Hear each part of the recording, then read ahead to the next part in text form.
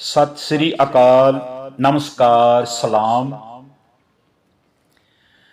आज का हमारा गुरबानी का विचार कबीर साहब की बानी हम ले रहे हैं। ये बानी आज श्री गुरु ग्रंथ साहब जी में अंकित है। कबीर साहब जी के श्लोक, कबीर साहब जी के श्लोक से कुछ शब्द हमने लिए हैं, तो आज इसके ऊपर हम विचार करेंगे। कबीर साहब हमारे को क्या समझाने की कोशिश कर रहे हैं, हम जानेंगे। कहते हैं, कबीर सूता क्या करे, जाग रोए पै दुख, जाका बासा गोर मह, सो क्यों सोवै सुख। कबीर सूता क्या करे, उठ के ना जपे मुरार, एक दिन सोवन होएगो, लांबे गोड़ पसार। कबीर सूता क्या कर है, बैठा रहो अर जाग, जाके संग ते बिछरा, ताही के संग लाग। कबीर साहब कहते हैं, कबीर सूता क्या करहे, जाग रोए पै दुख, जाका बासा गोर मह, सो क्यों सोवै सुख। कबीर साहब जी फरमा रहे हैं, गुरबाणी में आप जी बताते हैं, जो इंसान, जो मनुख जाग जाता है, जिसको ये पता चल जाता है परमेश्वर की तरफ से जो जागता है। अब हम जो जागे हुए हैं संसार की तरफ से जागे हुए हैं, परमेश्वर की तरफ से सोए हैं हम। लेकिन जो इंसान, जो मनुष्य, जो जीव परमेश्वर की तरफ से, भगवान की तरफ से जाग जाता है, उसको जब पता चल जाता है कि मेरा एक दिन गोर में बसा होना है, वो गोर मुझे बुला रही है, जिसको हम मड़ी भी बोलते हैं, मड़ी। मुस्लिम और क्रिश्चियन इसको गोर बोलते हैं, जो कब्र होती है, कि कब्र हमारे को दिन रात बुला रही है। हर इंसान को जो मड़ियां हैं, मड़ी है, वो बुला रही है कि हे बंदे, तुम इतने अहंकार में फिर रहा है, मैं में फिर रहा है, मैं कर रहा है, ये मेरा वो मेरा, ये मेरा वो मेरा, कुछ भी तेरा नहीं है। हे इंसान, तेरा तो तेरा शरीर भी नहीं है, और किस बात के ऊपर तुम गर्व करता है, तेरा कुछ नहीं है। जब वो मनुष्य जाग जाता है इस बात से, उसको जब पता चल जाता है कि मेरा तो गोर में बसा होना है, और वो पता नहीं कब हो जाना है, क्योंकि इस सांस का कुछ पता नहीं है। कब ये सांस बंद हो गया, उसी टाइम काम तमाम खत्म हो गया। ये जो मिट्टी का शरीर है, 5 भूत शरीर है, ये खत्म। वो मनुष्य जाग जाने वाला, वो रोता है उस दुख में। किसके दुख में? अब किसका दुख लग गया उसको? जिसको ये पता चल गया कि मैं तो एक पानी के बुलबुले के समान हूं, जैसे पानी का बुलबुला उठा उसी टाइम खत्म हो जाता है, उसकी कोई बुनियाद नहीं है। ऐसे ही जब इंसान को पता चल गया, वो जाग पड़ा अपने परमेश्वर की तरफ से, अपने निज घर की तरफ से जाग पड़ा, अपने आप की तरफ से जाग पड़ा, जिसको ये आत्मबोध हो गया, वो इंसान उस दुख में परमेश्वर के लिए, अपने प्यारे प्रीतम के लिए रोता है। आगे कहते हैं कबीर साहब, कबीर सूता क्या करे, उठ के ना जपे मुरार, एक दिन सोवन होएगो लांबे गोड पसार। कबीर साहब कहते हैं कि अब तो तुम उसको याद नहीं करता जो तेरा साईं है, जो तेरी परवरिश कर रहा है, जो तेरे को सांस दे रहा है, दिन रात सांस देता है तेरे को, जीवन दान देता है तेरे को। तुम उसको बिसार रखा है, भूला हुआ है, उसका शुक्र भी नहीं कभी किया। अपने काम में, संसारी कामों में तू मग्न है, लेकिन तेरे को मालूम नहीं, वो दिन तेरे को पता नहीं, वो दिन दूर नहीं जब लांबे गोड पसार करके उस गोर के अंदर सो जाना है तुमने। वो तेरा इंतजार कर रही है, पल पल इंतजार हो रहा है। हे बंदे समझ, ये कबीर साहब हमारे को समझाने की कोशिश करते हैं कि हे इंसान, हे सोया हुआ इंसान, परमेश्वर की तरफ से सोया हुआ इंसान, उठ उठ जाग।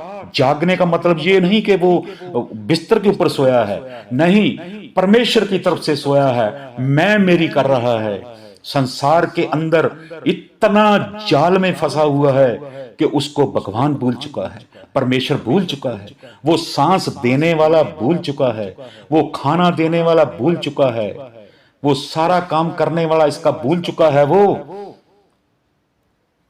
इसको जगाने के लिए कबीर साहब ये बता रहे हैं कि भाई उठ जाग, उसको याद कर, अपने मुरार को, वो मुरारी को याद कर, वो प्रीतम प्यारे को याद कर। अभी टाइम है, ये टाइम तेरा निकल जाएगा, निकल गया टाइम तेरे हाथ में नहीं आएगा, लांबे गोंड पसार हो जाएंगे तेरे उस गोर के अंदर।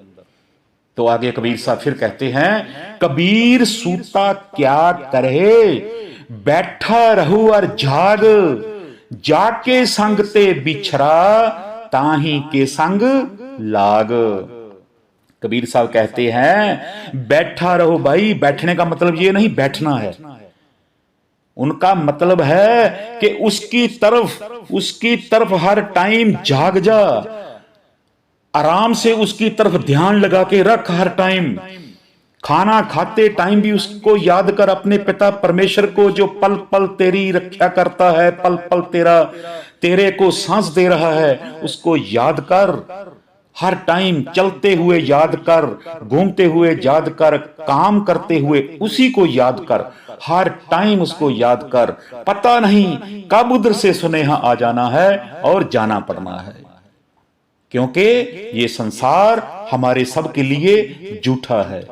झूठा इसीलिए है कि कुछ दिनों के लिए है, जैसे पानी का बुलबुला है वैसा ही है ये, क्योंकि इधर हमारा कुछ नहीं, शरीर हमारा नहीं है, ये सांस ले रहे हैं ये हमारी नहीं है, जिस धरती के ऊपर खड़े हैं ये धरती हमारी नहीं है, जाना पड़ना है एक दिन। हम कुछ काम के लिए आए हैं, परमेश्वर ने भेजा है, इस खेल खेलने के लिए परमेश्वर ने भेजा है हमारे को। ये खेल कौन सी है? सच और झूठ की खेल है, ये पुण्य और पाप की खेल है।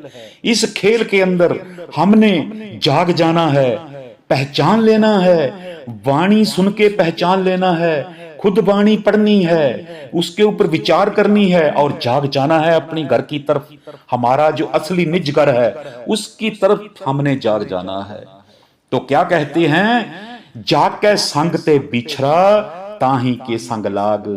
जहां से तुम बिछरा हुआ है, जिसको याद नहीं कर रहा, बहुत देर हो चुकी है, पता नहीं कब स्नेहा आ जाना है, भाई उसके संग लाग, उसको याद कर, हमेशा उसकी तरफ ध्यान में बैठ, उसकी तरफ ध्यान रख। ध्यान ऐसा नहीं है कि कुछ करना है, कुछ कोशिश करनी है, कोशिश कुछ नहीं करनी ध्यान की, बस उसको याद करना है, उसको सिमरन करना है। सिमरन का मीनिंग भी याद है, ध्यान का मतलब भी याद है।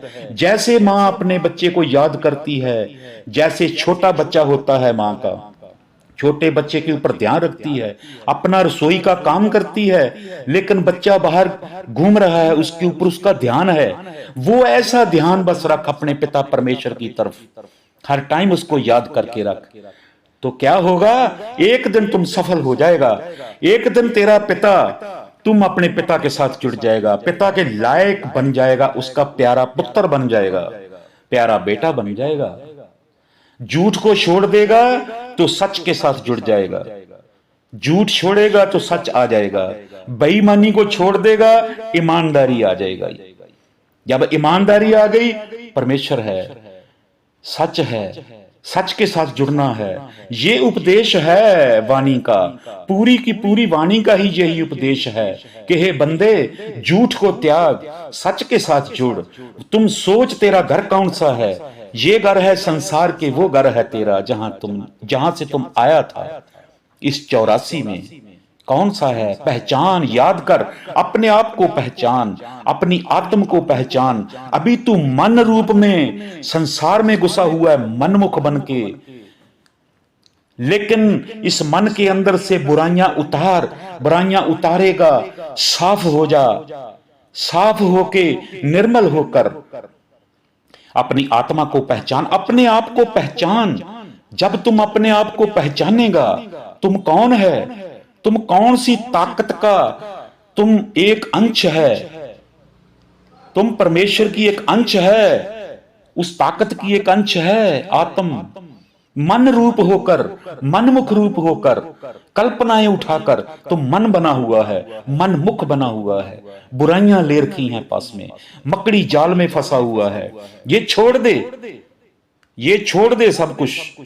अगर परमेश्वर की तरफ मिलना है, अगर तेरे को उसकी तड़फ है, उसका प्यार है, तो ये छोड़ दे सब कुछ, बेईमानियां त्याग दे, इनको झूठ का साथ छोड़ दे, सच की तरफ आ जा। जब तुम सच की तरफ आ जाएगा, निर्मल हो जाएगा, प्योर हो जाएगा, पवित्र हो जाएगा, तो आत्म चीन परात्म चीने। अपने आप को, जब अपनी आत्म को अपने आप को पहचानेगा तो परमात्मा को पहचान लेगा। आत्म चीन परात्म चीने। तो कबीर साहब ने हमारे को ये उपदेश दिया है, और बहुत बड़ा उपदेश है कि जाग बंदे, कैसे समझाया है उन्होंने कि हमारी मौत का कोई पता नहीं है कब आ जाए। तो इसलिए हम सबको ये विचार करनी पड़ेगी, अगर हमारे को प्रीत है परमेश्वर की तो उसके साथ जुड़ना पड़ेगा, उसके साथ हर टाइम ध्यान रखना पड़ेगा।